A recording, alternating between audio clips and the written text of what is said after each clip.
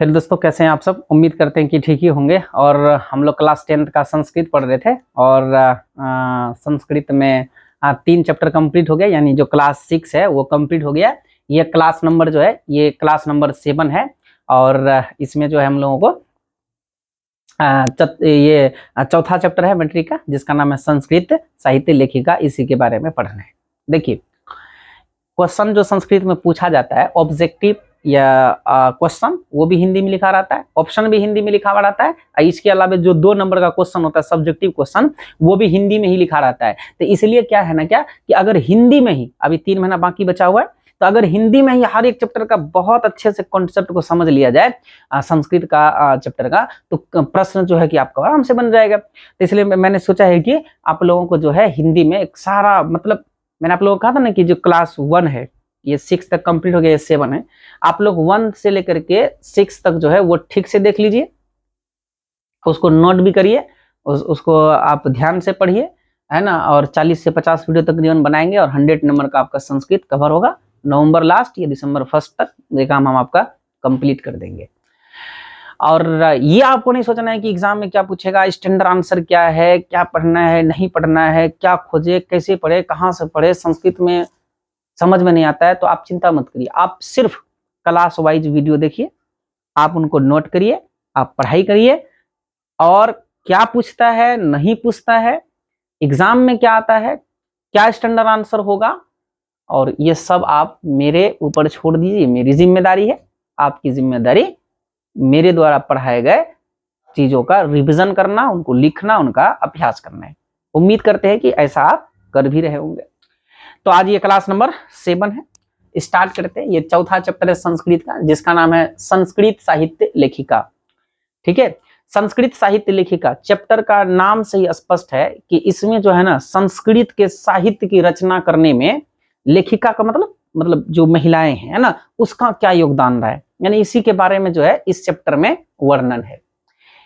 Exam में पहला objective बनेगा कि संस्कृत साहित्य के लेखिका चैप्टर में किसके महत्व का वर्णन है। तो संस्कृत साहित्य लेखिका चैप्टर में स्त्री के महत्व का वर्णन किया गया है ना। संस्कृत साहित्य लेखिका चैप्टर में किसके महत्व का वर्णन है, स्त्री के महत्व का वर्णन है।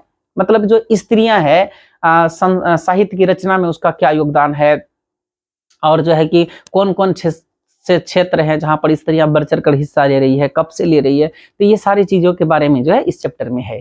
तो इसलिए एक पहला ऑब्जेक्टिव बनेगा कि संस्कृत साहित्य लेखिका चैप्टर में किसके महत्वों का वर्णन है। तो संस्कृत साहित्य लेखिका चैप्टर में स्त्री के महत्वों का वर्णन है। दूसरा है कि समाज की गाड़ी किससे चलता है। तो समाज की गाड़ी जो है ये स्त्री और पुरुष दोनों से चलता है। बिल्कुल सही बेटा, समाज जो है ना वो केवल स्त्री से या केवल पुरुष से तो कभी नहीं चल सकता है ना। स्त्री और पुरुष दोनों के मिलने से ही समाज की गाड़ी आगे बढ़ती है, मतलब समाज आगे बढ़ती है। कहा भी गया है ना कि नर के बिना नारी और नारी के बिना नर, अर्थात जो स्त्री है उसके बिना पुरुष और पुरुष के बिना स्त्री अधूरा है। जब दोनों मिल जाता है तब वह पूर्ण होता है। तो इसलिए बेटा जो है कि समाज के लिए दोनों बहुत जरूरी है, स्त्री और पुरुष दोनों बहुत जरूरी है, और दोनों से मिलकर के जो है समाज की गाड़ी आगे बढ़ती है, मतलब समाज जो है आगे बढ़ता है। तीसरा पॉइंट है, अभी सभी भाषा की साहित्य रचना में स्त्रियां तत्पर है। ये देखिए, ये बहुत अच्छी बात है कि जितने भी भाषा है, जितने भी भाषा की साहित्य है, चाहे वह तमिल भाषा का हो, कन्नड़ का हो, या हिंदी का हो, या इंग्लिश का हो, तो सब में जो है स्त्रियां तत्पर है, यानी स्त्रियां बढ़ चढ़ कर हिस्सा ले रही है ना, और यश प्राप्त कर रही है, नाम कमा रही है। नहीं समझ में ना, ऐसे समझिए। मतलब आज जो है ना जितने भी साहित्य हैं, जो भाषा का किताब है, उनको पुरुष लोग लिख रहा है, लेकिन पुरुष के अलावा स्त्रियां लोग भी जो है किताब का रचना कर रही है, और रचना करके जो है अपना नाम कमा रही है। ठीक है, यही है।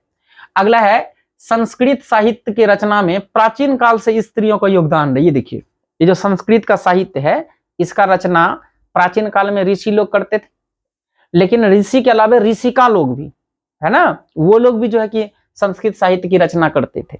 यानी जो महिला लोग है, जो स्त्री है, संस्कृत साहित्य की रचना कोई ऐसा नहीं कि वो आज करना स्टार्ट की है, मध्यकाल से कर रही है।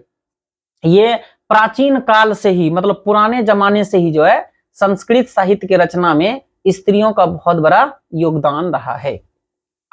और वैदिक युग में ऋषि और ऋषिका, वैदिक युग जो ऋग्वेद का अथर्ववेद का है ना, जिस समय रचना हुआ वो जो काल था, तो उस युग में भी ऋषि और ऋषिकाओं दोनों के मंत्र दर्शन का दोनों मंत्र दर्शन का रचना करते थे उस समय भी, वैदिक युग में। वेद कितने हैं आपको मालूम होगा, ऋग्वेद, यजुर्वेद, सामवेद और अथर्ववेद। उस समय की बात करते हैं, उस समय में भी बहुत सारे ऋषि जो है वो तो मंत्र लिखते ही थे, इसके अलावा ऋषिका का भी उस समय बहुत बड़ा योगदान होता ना। मतलब यहां से लेकर यहां तक में अब तक ये समझ में आया कि साहित्य के रचना में, संस्कृत साहित्य के रचना में अभी तो महिलाओं का योगदान है ही, बढ़ चढ़कर हिस्सा ले ही रही है, नाम वो भी कमा रही है, लेकिन केवल आज ही नहीं, प्राचीन काल से क्या, वैदिक युग से ही जो है महिलाओं का संस्कृत साहित्य की रचना में बहुत बड़ा योगदान रहा है। ठीक है सर, कैसे पता कि वैदिक युग में ऋषि ऋषिकाओं का मंत्र दर्शन की रचना करती थी महिलाएं वैदिक युग में? तो यहाँ पर देखिए ना, एक ऋग्वेद है, इसमें 24 यानी चतुर्विंशत, या आप ई वाला भी याद रखिएगा, ऑप्शन में चतुर्विंशत भी रह सकता है, इसका मतलब 24 होता है। तो ऋग्वेद में 24 और अथर्ववेद में 5 यानी 5 ऋषिकाओं के मंत्र दर्शन का उल्लेख है। मतलब अगर ऋग्वेद आप पढ़ेंगे तो उसमें आपको 24 ऋषिकाओं का मंत्र मिलेगा, आपको लिखा हुआ है ना, अलग अलग मंत्र 24 ऋषिकाओं का। और अथर्ववेद में भी 5 ऋषिकाओं के मंत्र का उल्लेख है। इसका मतलब है कि ऋग्वेद में भी मंत्र लिखने में महिलाओं का बहुत बड़ा रोल रहा है, और अथर्ववेद में भी महिलाओं के द्वारा लिखे गए मंत्र है। इसका मतलब ये है कि ये वैदिक युग है, ऋग्वेद अथर्ववेद जब लिखा जा रहा था तो उस समय से ही संस्कृत साहित्य के रचना में महिलाओं का बहुत बड़ा योगदान रहा है, रोल रहा है। और अथर्व, इतना समझ में आ गया? एग्जाम में पूछेगा ऋग्वेद में कितने ऋषिकाओं का वर्णन है, ऋषिकाओं के मंत्रों का वर्णन है, तो 24, और संस्कृत में चतुर्विंशत। और अथर्ववेद में कितने ऋषिकाओं का वर्णन है, तो 5 ऋषिकाओं का वर्णन है ना, ऋषिकाओं के मंत्रों का वर्णन है। तो ये आपको याद रख लेना है, ठीक है। आगे बढ़े, अगर अथर्ववेद में ये 5 ऋषिका कौन कौन है तो उसका नाम भी दे दिया, यमी, अपाला, उर्वशी, इंद्राणी और वगाम्भृणी। तो एग्जाम में अगर पूछेगा कि 5 ऋषिकाओं के नाम लिखे तो आप लिख दीजिएगा यमी, अपाला, उर्वशी, इंद्राणी, वगाम्भृणी, ठीक है। या एग्जाम में पूछेगा कि अथर्ववेद में कौन से 5 ऋषिकाओं के मंत्र दर्शन का उल्लेख है, तो आप यमी, अपाला, उर्वशी, इंद्राणी, वगाम्भृणी इत्यादि, है ना, ये 5 लोगों का नाम आप लिख सकते हैं। इत्यादि मतलब और भी बहुत है। इसके अलावा आपसे पूछेगा कि वैदिक युग के 5 ऋषिकाओं के नाम लिखें। ये वो ऋषिका लोग है ना, जिसका मंत्र ऋग्वेद और अथर्ववेद में मिलता है, और ये 5 का जो है ये ऐसा है कि ये अथर्ववेद का है, तो यानी कि ये वैदिक युग की ऋषिका हो गई। तो 5 ऋषिका के नाम लिखे, 5 लिख सकते हो। और पूछेगा कि अथर्ववेद के अंदर जो है जो 5 ऋषिका के बारे में है, उन 5 ऋषिका का नाम लिखिए, तो आप यमी, अपाला, उर्वशी, इंद्राणी, वगाम्भृणी लिख सकते हो। या आपसे पूछेगा कि वैदिक युग की 5 ऋषिकाओं के नाम लिखे, ठीक है, तो आप ये 5 का नाम लिख सकते हैं। यहां तो कोई प्रॉब्लम नहीं। आगे बढ़ते हैं। अब ये है बेटा मैत्रेयी। ये मैत्रेयी कौन थी, है ना, इसका भी संस्कृत साहित्य की रचना में बहुत बड़ा योगदान रहा है। याज्ञवल्क्य की पत्नी का नाम मैत्रेयी था, ठीक है, याज्ञवल्क्य, ये देखिए याज्ञवल्क्य है, याज्ञवल्क्य की पत्नी का नाम क्या था, मैत्रेयी था। और मैत्रेयी जो है ये दार्शनिक, ये सारा बात जो है नीचे जो लिखा हुआ है ये मैत्रेयी के विषय में ही लिखा हुआ है, ठीक है। तो पहला पॉइंट क्या याद रखना है कि याज्ञवल्क्य की पत्नी का नाम मैत्रेयी है ना, मैत्रेयी है। तो अब कैसे याद रखिएगा, मैत्रेयी लास्ट में ई है, लास्ट में ई है, देखिए ट्री का मतलब कुछ भी होता है, लास्ट में ई है, तो इसका जो हस्बैंड है, जो पति है, उसका शुरू में भी या है और लास्ट में भी या है ना, या यानी मैत्रेयी ई यो तो याज्ञवल्क्य, ठीक है, ऐसे आप याद रख लीजिएगा। तो मैत्रेयी के जो पति हैं उसका नाम क्या है, याज्ञवल्क्य है। तो मैत्रेयी कौन है, तो याज्ञवल्क्य की पत्नी है, और दार्शनिक रुचि की है ना, इसको दर्शन में ज्यादा रुचि था, किनको, मैत्रेयी को। और इस बात का संकेत मिलता है बृहदारण्यकोपनिषद में, ठीक है। तो ये आप याद रखिएगा, एग्जाम में पूछेगा मैत्रेयी कौन थे, तो मैत्रेयी याज्ञवल्क्य की पत्नी थी। इसका किस चीजों में सबसे ज्यादा रुचि था? तो दार्शनिक में। और दार्शनिक में मैत्रेयी का ज्यादा रुचि था। इस बात का संकेत कहां से मिलता है? तो इस बात का संकेत मिलता है बृहदारण्यकोपनिषद से। याज्ञवल्क्य इन्हें आत्म तत्व की शिक्षा देते थे, इस बात की भी जानकारी मिला है। यानी जो ये याज्ञवल्क्य है ना, अपनी पत्नी को आत्म तत्व की शिक्षा देते थे। तो यहां से कुछ ऑब्जेक्टिव बनेगा कि याज्ञवल्क्य की पत्नी का नाम क्या था? मैत्रेयी। मैत्रेयी के पति का नाम क्या था? याज्ञवल्क्य। और याज्ञवल्क्य मैत्रेयी किस रुचि की थी? तो दार्शनिक रुचि की थी। इस बात का संकेत कहां पर मिलता है? तो बृहदारण्यकोपनिषद में मिलता है। मैत्रेयी को आत्म तत्व की शिक्षा कौन देते थे? तो उसके पति, जिसका नाम याज्ञवल्क्य था, वो देते थे। एग्जाम में 2 नंबर प्रश्न पूछ सकता है कि मैत्रेयी कौन थी, तो आप लिख दीजिएगा मैत्रेयी याज्ञवल्क्य की पत्नी थी, वह दार्शनिक रुचि की थी। इस बात का संकेत बृहदारण्यकोपनिषद में मिलता है। और याज्ञवल्क्य इन्हें आत्म तत्व की भी शिक्षा देते थे। इतना बात आप मैत्रेयी के बारे में लिख सकते हैं। तो ये एक ऋषि का ये भी हो गई मैत्रेयी। आगे नीचे में देखिए यहाँ पर जनक के बारे में, राजा जनक।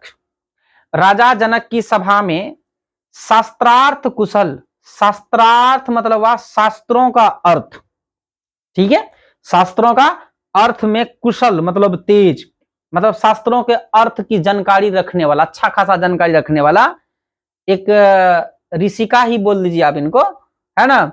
तो जिसका नाम है गार्गी, है ना, ये भी एक स्त्री है।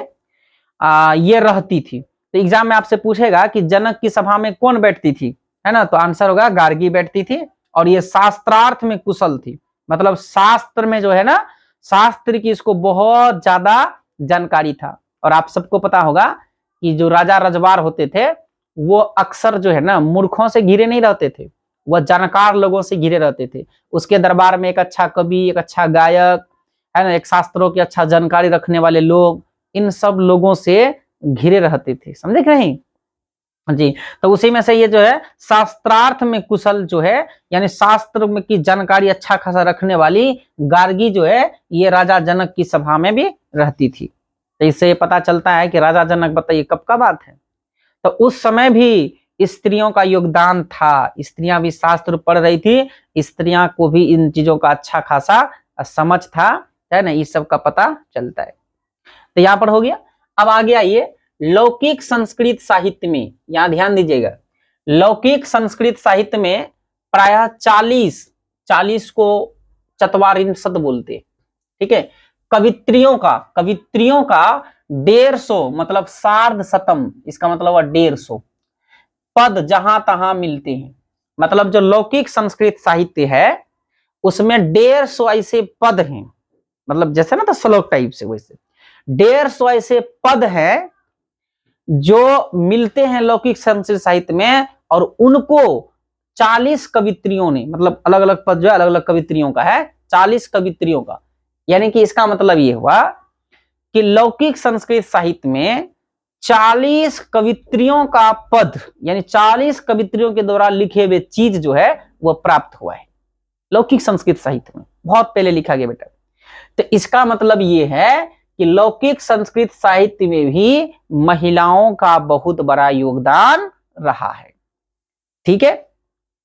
और इस 40 कवित्रियों में प्रथम कल्पा, ये भी एग्जाम में पूछेगा, मैं यहां लिखा नहीं हूं। तो 40 कवित्रियों में प्रथम कल्पा विजयंका थी। अब विजयंका के बारे में हम लोग आगे पढ़ेंगे।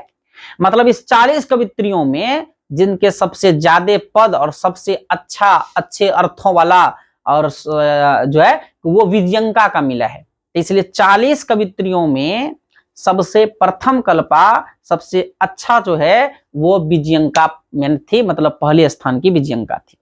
बोलिए यहां तक कोई प्रॉब्लम नहीं। और जो ये एग्जाम में पूछेगा कि लौकिक संस्कृत साहित्य में जो है आना, और ये सब जो है ना तकरीबन ये जो विजयंका और अभी हम लोग आगे देखेंगे अभी और सब भी है ना, तिरुमलांबा है और भी है, गंगा देवी है और ये सब है। तो ये लग तकरीबन दक्षिण भारत का, मतलब जो कर्नाटक का एरिया, केरल का एरिया, तमिलनाडु का एरिया, आंध्र प्रदेश का एरिया है ना, उधर का है, ठीक है। देखते हैं आगे। अब हम लोग पढ़ेंगे विजयंका के बारे में, है ना। देखिए यहां तक जो है, यहां तक में हम लोग अभी तक क्या सीखे, यहां से यहां तक में ये जाने, यहां तक में कि वैदिक युग से ही, प्राचीन काल से ही संस्कृत साहित्य की रचना में और सब भाषा की रचना में महिलाओं का, स्त्रियों का जो है बहुत बड़ा योगदान रहा है। उसके बाद ऋग्वेद में कितने महिलाओं का वर्णन है? 24। और अथर्ववेद में 5 जो है ऋषिकाओं के मंत्रों का दर्शन का उल्लेख है।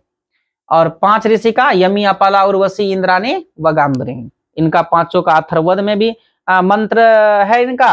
और इसके अलावा ये जो है वैदिक युग की ऋषिकाएं हो गई।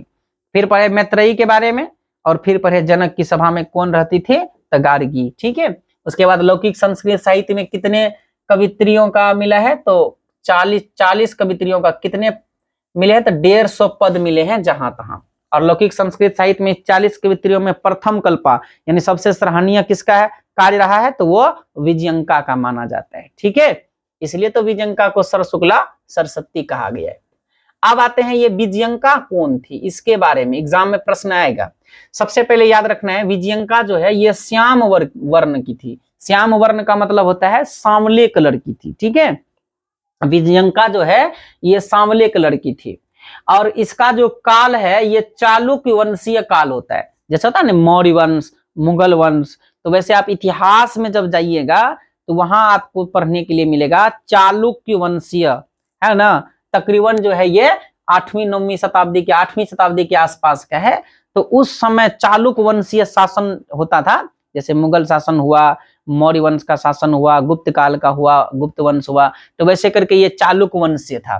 ठीक है, तो इसका काल कौन सा रहा है? तो चालुक्य वंशीय शासन काल, मतलब जिस समय विजयंका थी और अपना रचना कर रही थी, आकर्षक रचना, ठीक है, वो जो है काल चालुक्य वंशीय शासन का काल था। मतलब चालुक्य वंश के राजा लोगों का उस समय शासन था।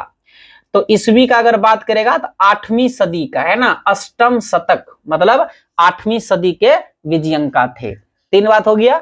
विजयंका सांवले कलर की थी और इसका काल जो है चालुक्य वंशीय राजाओं का जो शासन का काल था उस वो काल रहा है। और 8वीं सदी जो है इसका काल रहा है, यानी विजयंका जो है ये 8वीं सदी में थी। ठीक है, अब ये दुनिया में नहीं है। इसे दांडी ने सरशुक्ला सरस्वती कहा है। क्यों कहा है इसी वीडियो में हम आपको लास्ट में बता देंगे। अभी यहां पर आप ध्यान दीजिए कि इसे दांडी ने सरशुक्ला सरस्वती कहा है। ठीक है, और चालुक्य वंश के राजा चंद्रादित्य की रानी विजय भट्टारिका ही, यहां देखिए लिखा हुआ है विजय भट्टारिका ही, है ना, चालुक्य वंश के राजा चंद्रादित्य की रानी विजय भट्टारिका ही विजयंका है, ऐसा बहुत से लोग मानते भी हैं कि जो है ना कि चालुक्य वंश के जो राजा चंद्रादित्य की रानी विजय भट्टारिका है उसी को विजयंका कहा जाता है, ऐसा बहुत सारे लोग मानते भी हैं। ठीक है, तो विजयंका कौन थी? तो यह श्याम वर्ण की थी। इसका काल चालुक्य वंशीय शासन काल का रहा है और 8वीं सदी का काल इनका रहा है, अष्टम शतक का। इसे दांडी ने सरशुक्ला सरस्वती भी कहा है। और चालुक्य वंश के राजा चंद्रादित्य, यहां देखिए चालुक्य वंश का चंद्रा, चालुक्य चंद्रा, है ना। तो ये इसकी ही रानी जिसका नाम था विजय भट्टारिका वही विजयंका है, ऐसा बहुत सारे लोग मानते हैं। ठीक है, इतना आप याद रखिएगा। जैसे यहां पर हम बताया था ना कि मैत्रेयी लास्ट में ई है, यदरी का ई है, तो याज्ञवल्क्य में देखिए यो है और फिर लास्ट में यो है। तो मैत्रेयी जो है याज्ञवल्क्य की पत्नी हो गई। और विजयंका जो है, अब यहां देखिए विजयंका, विजय किसकी रानी माना जाता है? तो चंद्रादित्य का। तो याद रखिएगा, इसे सिर्फ याद रख लीजिएगा, विजय चंद्रा, नाम याद रखिए विजय चंद्रा। इसका मतलब हुआ विजयंका जो है ये चंद्रादित्य की रानी है और विजयंका ही, विजय भट्टारिका ही विजयंका है। और चंद्रादित्य से याद आ जाएगा ये चालुक्य वंश की है। ठीक है, और विजयंका से देखिए यहाँ वो है ना, तो वो में जो है ऐसे करके वो है, इस तरह से एक और ऐसे करके बना दीजिएगा तो ये 8 बन जाएगा, वो 8 बन जाएगा। तो ये 8वीं सदी का है। ट्रिक का मतलब कुछ भी होता है, किसी तरह केवल आपको याद रखना होता है। तो विजयंका किसकी रानी है? चंद्रा का। कैसे याद रखना है? विजय चंद्रा। ठीक है, यानी विजयंका जो है ये चंद्रादित्य की रानी है। और इसका काल कौन सा रहा है? विजय, है ना, जैसे है ना विजय, तो वी के लिए वो लिखते हैं, वो ऐसे लिख दो, और फिर ये नीचे में ऐसे दो, ये 8 हो गया। तो इस तरह से आपको याद रखना है कि ये जो है 8वीं सदी की थी। इसको सर शुक्ला सरस्वती किसने कहा है? तो दांडी ने कहा है। ये बात आपको तो याद रह भी जाएगा, है ना। दांडी ने इसको सर शुक्ला सरस्वती कहा था। कैसे कलर की थी विजयंका? तो सांवले कलर की थी। तो विजयंका कौन थी? ये सारा बात जो है विजयंका के विषय में हो गया। अब आते हैं, एग्जाम में पूछता है कि दक्षिण भारत की संस्कृत लेखिकाओं के नाम बताइए। ठीक है, 2 संस्कृत लेखिकाओं के नाम बताइए। तो आप जो है ना इसमें शीला भट्टारिका, देव कुमारिका, राम भद्रांबा, ये बात जो है आप लिख सकते हैं। ठीक है, शीला भट्टारिका, देव कुमारिका और राम भद्रांबा, ये तीनों दक्षिण भारत की संस्कृत लेखिका है। दक्षिण भारत समझ रहे हैं ना। जैसे देखिए ये भारत का मैप बनेगा तो ये वाला नीचे वाला हिस्सा होता है, तो ये जो नीचे वाला हिस्सा है ना ये दक्षिण भारत कहलाता है। ठीक है, हम लोग जैसे बिहार में है तो बिहार जो है ये उत्तर भारत में पड़ता है। तो ये दक्षिण भारत में यहाँ पर आपको पता है केरल है, ये तमिलनाडु है, ये कर्नाटक है, गोवा है, इधर इधर जो है कि फिर तमिलनाडु से ऊपर में आंध्र प्रदेश है, यहाँ तेलंगाना है, इधर महाराष्ट्र है। ये सब आपको मालूम होगा ही राज्य का, कि यहाँ पर महाराष्ट्र है, कर्नाटक है, गोवा है, केरल है, तमिलनाडु है, आंध्र प्रदेश है, तेलंगाना है ना। फिर ऊपर में उधर उड़ीसा पड़ जाता है। तो इस सब का थोड़ा कम हिस्सा ये नीचे वाला ये दक्षिण भारत होता है। तो ये दक्षिण भारत की अगर आपसे पूछेगा कि संस्कृत लेखिकाओं का नाम, तो आप शीला भट्टारिका, देव कुमारिका और राम भद्रांबा, है ना, ये आप लिख सकते हैं। ठीक है, तो दक्षिण भारत की संस्कृत लेखिका, इसको कैसे याद रखिएगा, तो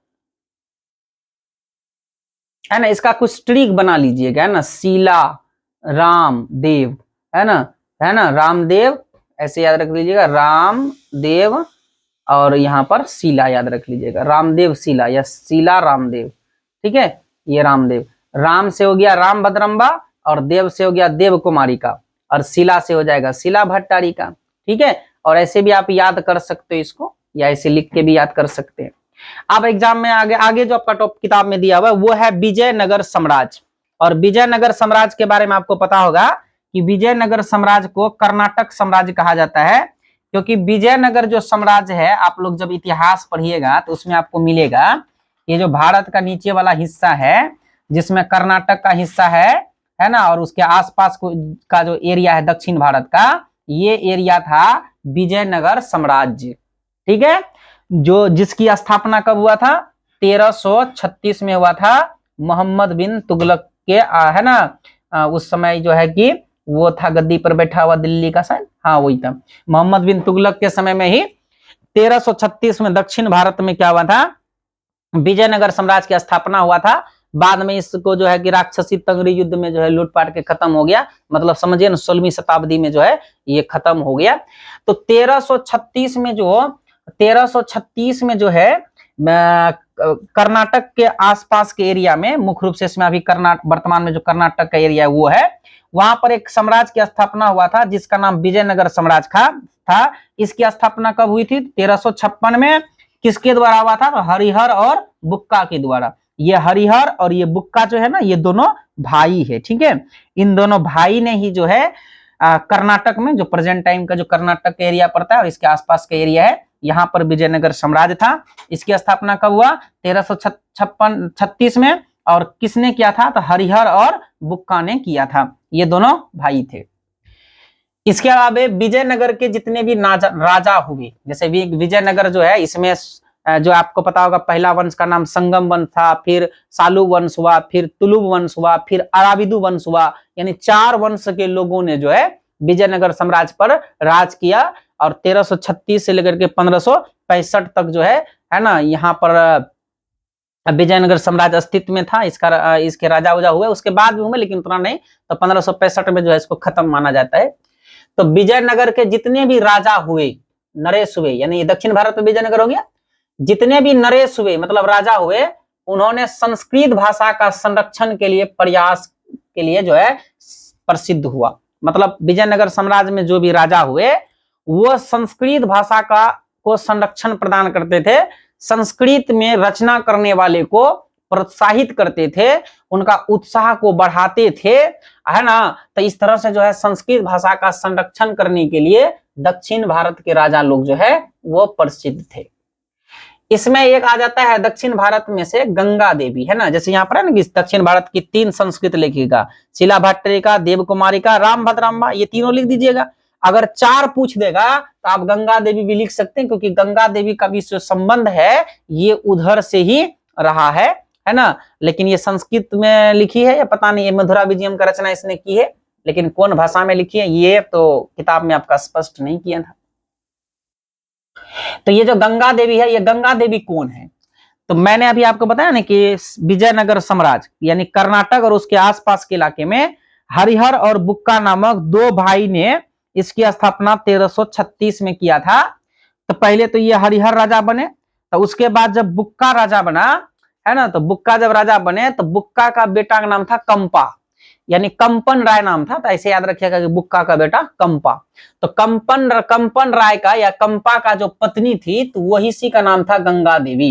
यानी ये जो बुक्का है ना इसकी जो है पुतहू हो गई, मतलब जो बेटा है उसके वाइफ हो गई गंगा देवी, ठीक है। तो ये जो लिखा है ना कि गंगा देवी कौन है, तो ये कंपन राय की रानी थी। कंपन राय कौन है, तो ये बुक्का का ही पुत्र है, ठीक है। इसकी रानी थी, इसकी पत्नी थी। इसका जो काल रहा है ना, इसका जो काल रहा है ये 14वीं शताब्दी का काल रहा है, चतुर्दशकम, है ना। ये जो है 14वीं शताब्दी का इनका काल रहा है। देख सकते हैं विजयनगर साम्राज्य की स्थापना 1336 में हुआ, तो ये तकरीबन जो है 14वीं शताब्दी आ रहा है, 14वीं शताब्दी का ये है, तो इसी का है 14वीं शताब्दी का। अब यहां से भी याद रख सकते हो, ठीक है।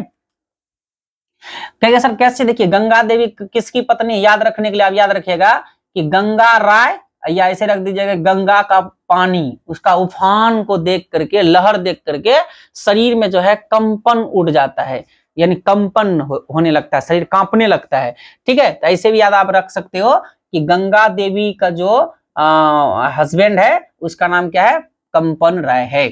इसका काल कौन सा रहा है, 14वीं शताब्दी का काल रहा है, और इसका रचना का नाम है मधुरा विजयम। देखिए बात क्या था कि बुक्का का जो बेटा कंपा था, ये दोनों, इसमें ज्यादा कंपन राय का बहुत बड़ा योगदान रहा है। तो ये जो है ना एक एरिया पड़ता है विजयनगर के इलाके में, उसका नाम था मदुरै, और उनको जीतने में इन लोगों का पानी उतर गया था, समझे कि नहीं। तो इसने यानी गंगा देवी ने अपने पति कंपन राय की संघर्षों को देखा था कि किस तरह से ये जो है मदुरै को विजित किया, किस तरह से मदुरै को जीता।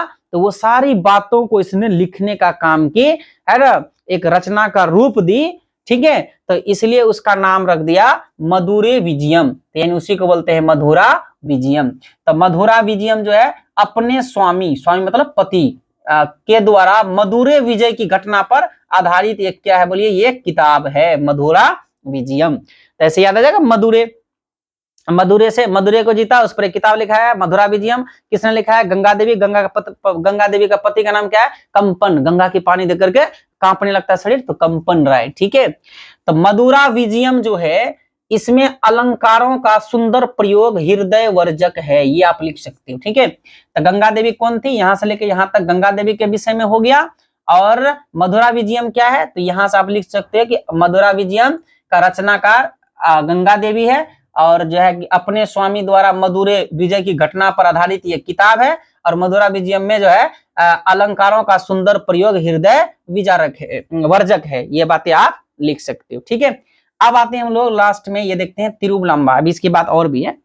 तिरुमलांबा कौन है, तो तिरुमलांबा जो है ये देखिए लंबा है ना, लांबा जो है तिरुमलांबा, ये अच्युत राय की जो है रानी थी, ठीक है। ये तिरुमलांबा एक राजा है, इसकी है ना तिरुमलांबा ये स्त्री है ना। ये जितना तिरुमलांबा हो गया, गंगा देवी हो गया, ये विजयंका हो गया, मैत्री हो गया, ये सब स्त्री है, क्योंकि इस चैप्टर में स्त्री के ही महत्व का वर्णन करना है। तो ये तिरुमलांबा जो है ना ये स्त्री है, और इसके पति का नाम है अच्युत राय, ठीक है। और इसका काल जो रहा है वो 16वीं सदी का काल रहा है। और जो है कि अच्युत राय राजा थे, तो इसलिए जो है कि लिखा हुआ है कि अच्युत राय की रानी थी तिरुमलांबा, है ना। तो देख रहे हैं दक्षिण भारत का राजा और राजा की जो रानी है वो भी संस्कृत साहित्य लिखती थी। तो रानी सब लिख रही थी तब ना राजा लोग जो है कि संस्कृत भाषा के संरक्षण के लिए प्रयास किया, है ना, ऐसा भी हो सकता है। तो अच्युत राय की रानी थी तिरुमलांबा और इसका काल 16वीं शताब्दी का रहा है। और तिरुमलांबा का एक रचना है, ये बड़ा इंपॉर्टेंट है, अब याद रखिएगा, वरदाम्बिका परिणय। वरदाम्बिका परिणय है ना नामक परोर चंपू काव्य की रचना किसने किया था? तो ये वरदाम्बिका परिणय का रचनाकार जो है वो तिरुमलांबा है। किसकी रानी है? अच्युत राय की रानी है। कौन सी शताब्दी की है? 16वीं शताब्दी की। और संस्कृत साहित्य में लंबे समस्त पद का प्रयोग भी इसी के अंदर हुआ है। तो इस तरह से हम लोग जो है ना इनको पढ़े, आप इसको दोबारा बार बार इसको सुनने का प्रयास करिएगा।